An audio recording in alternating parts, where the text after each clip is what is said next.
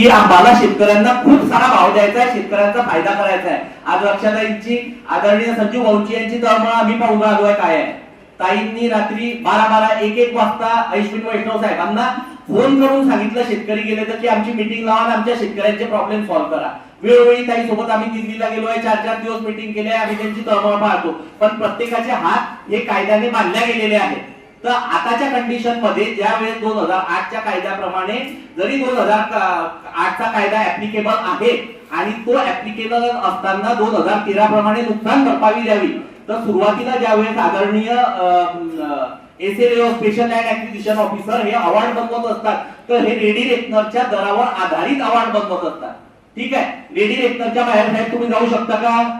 जाऊ शकत नाही. त्यानंतर आम्ही काय करतो, अंडर प्रोटेस्ट शेतकऱ्यांची रक्कम स्वीकारतो. स्वीकारल्यानंतर आम्ही अपील कोणाकडे करणार आहे? आदरणीय कलेक्टर महोदय साहेब म्हणजे लवाद न्यायालयात आम्ही अपील करणार आहे.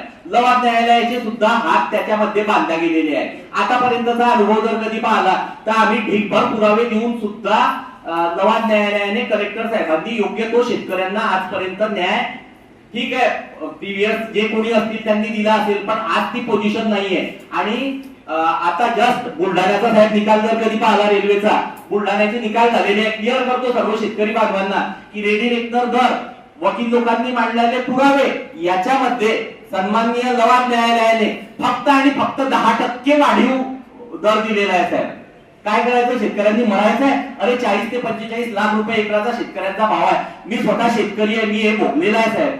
त्यानंतर आम्ही वकील आहोत. आदरणीय यशवंत महाजन साहेबांचा खूप मोठा विषय आहे, म्हणून आम्ही सांगतो 2008 बाजूला ठेवा, 2013 बाजूला ठेवा, प्रायव्हेट निगोशिएशन करा, स्पेशल पॅकेज करा, जितेंद्र पाटील साहेबांनी ते केलेलं आहे. आणि